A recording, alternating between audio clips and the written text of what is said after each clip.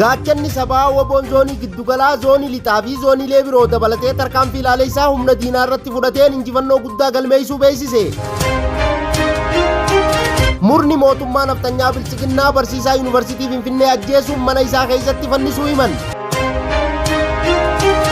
Ebla 6/2026 ashamaa harka fuune hordoftoota miidiyaa walabummaa Oromiyaa kanneen hangafoota oduutii bal'ina oduutii fangaduma sagantaa keenyaatti naa waliin turan afeerraa kooti.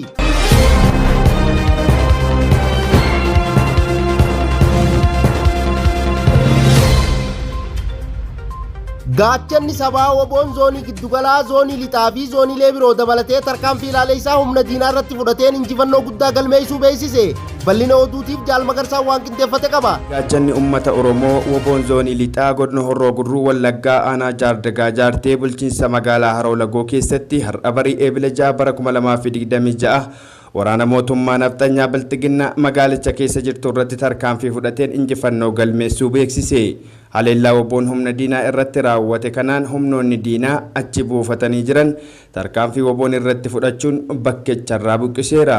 Tarkaanfii fudhatame kanaan loltoota mootummaa naftanyaa bilchiginnaa irraa hedduu ajjeesee hedduu madeessuun kaan immoo hari'ee harkaan qabuun booji'ee jira. Gama meeshaatiinis hedduu diina irraa hiikee moonaa qabsoo bilisummaa Oromootiif galii godhee jiraachuu fi humna addaa dabalataa isheen ergites tarkaanfii ilaalessaa irratti fudhachuun lola ofirraa deebisuun faana fiigee balleessee jiraachuu ajajaan woboo bakkichaa ibseera. Gama biraatiin woboon zoonii lixaa godina lixa Wallaggaa aanaa Jaarsoo ganda Adaamiitti tarkaanfii tiksitoota mootummaa naftanyaa bilchiginnaa irratti fudhateen injifannoo argachuu beeksise. Zooniilee Oromiyaa mara keessatti tarkaanfiin itti fufee jiraachuu fi waraanni bilisummaa Oromoo zoonii giddugaleessa Oromiyaa godina Shawaa Kaabaa aanaa warra Jaarsoo magaalaa Tulluu Milkii keessatti tarkaanfii waraana cimaa diina irratti fudhateen injifannoo guddaa galmeessuu beeksise. Akka maddeen odeeffannoo irraa argametti Eebila 4 bara 2026 tarkaanfiin kun lafa barii keessa kan raawwatame yoo ta'u humnoonni woboo karoorfannoo fi qindoomina jabaan diina irratti bobba'uun isaanii ibsame. Tarkaanfii kana keessatti miidhaa guddaan diina irra kan ga'e yoo ta'u kan du'an loltoota 500 kan madaa'an immoo loltoota 25 akka ta'an mirkanaa'eera.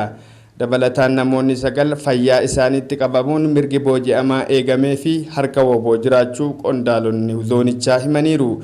Gama meeshaaleen PKM 2 fi AKM 47 hidhannoo guutuu waliin ragaawwan adda addaa dabalatee dugda loltoota PP irraa hiikamuun moonaa qabsoo bilisummaa Oromootiif galii ta'ee jira. Tarkaanfiin kun humna diinaa irratti dhiibbaa guddaa uumuu fi sochii isaanii laaffisuuf gahee olaanaa kan taphate ta'uu fi woboonis tarkaanfii akkanaa itti fufiinsaan fudhachuuf qophii guutuu qabaachuu isaa ibseera.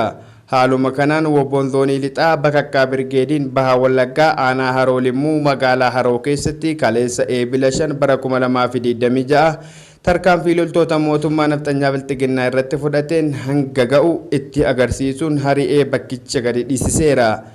Haleellichaanis loltoota mootummaa naftanyaa bilchiginnaa hedduu ajjeesee hedduu madeessuun tokko fayyaa kan booji'e yoo ta'u gama injifannoo meeshaatiin qawwee AKM 6 hidhannoo 3 fi kophiilee waraanaa hedduu irraa guuruun moonaa qabsoo bilisummaa Oromootiif galii godhee jira. Kaleessuma woboon zoonii lixaa godina baha Wallaggaa aanaa Limmuu bulchiinsa magaalaa Arqumbee ganda Duwwaa 2 keessatti tarkaanfii waraana mootummaa naftanyaa bilchiginnaa PP irratti fudhateen diina oliif gadi ari'ee tumuun qawwee hedduu dugda irraa hiikuun injifannoon goolabee jira. Injifannoon uummata Oromoof qabsoon itti fufa Oromiyaan biyya. Murni mootummaa naftanyaa bilchiginnaa barsiisaa yuunivarsiitii Finfinnee ajjeesuun mana isaa keessatti fannisuu himan. Bal'ina oduutiif jaalduniyaa waan qindeeffatte qabdi. Barsiisaa yuunivarsiitii Finfinnee sirna mootummaa naftanyaa bilchiginnaan ajjeefamee mana isaa keessatti fannifamuu jiraachuu jiraattonni miidiyaa walabummaa Oromiyaatti himan. Barsiisaa Baay'isaa yookiin Mokoonaa Badhuu Siidaa jedhama. Nama umrii 38 yoo ta'u barnoota isaa sadarkaa tokkoffaa godina Gujii aanaa Goorodoolaa magaalaa Harqallootti baratee jedhan jiraattonni. Baay'isaan barataa cimaa ture barnoota sadarkaa lammaffaa mana barumsa qophaa'ina Nageellee Booranaa irraa qabxii olaanaa galmeessuun damee saayinsii hawaasaan kutaa 11ffaa fi 12ffaa akka xumure himan.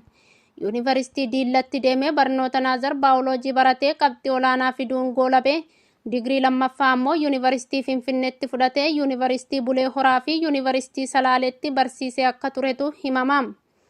Barsiisaa Mokaanee Badhuu Siidaa dargaggeessa sirna wayyaanee mormuun beekamu goota sirna mootummaa naftanyaa bilisiginnaa irra deddeebi'ee qeequ ta'uun isaa beekamaadha. Yeroo ammaa Yuunivarsiitii Finfinneetti barsiisummaan tajaajilaa osoo jiru akka lakkoofsa impaayeraa gaafa guyyaan 22/7/2018 magaalaa Finfinnee kutaa magaalaa Boolee Bulbulaa Maariyaam Mazooraa bakka jedhamutti dabballoonni sirna mootummaa naftanyaa bilisiginnaa ajjeesanii dhaqanii mana isaa keessatti fannisanii deemuun namoonni argan ni dubbatu. Sirna kana waan qeeqeef tarkaanfiin du'aa irratti fudhatame jedhu mootummaan naftanyaa bilisiginnaa hayyoota Oromoo nyaataa akka ture ammas jabeesseetti jira. Of fannisee fi of ajjeese jechuun ololli sobaan guutame oofamaa jira. Otoo qorannoon sirrii ta'e hin geggeeffamin reeffi isaa godina Gujii Bahaa aanaa Goorodoolatti galee jira. Maatii fi firoottan barsiisaa Baay'isaaf jajjabina hawwina. Eegaa hordoftoota miidiyaa walabummaa Oromiyaa oduu namaaf qabnu kanumaa oduu birootiin hanga walitti deebinuu nagaan nuuf tura. Horaa bulaa deebana.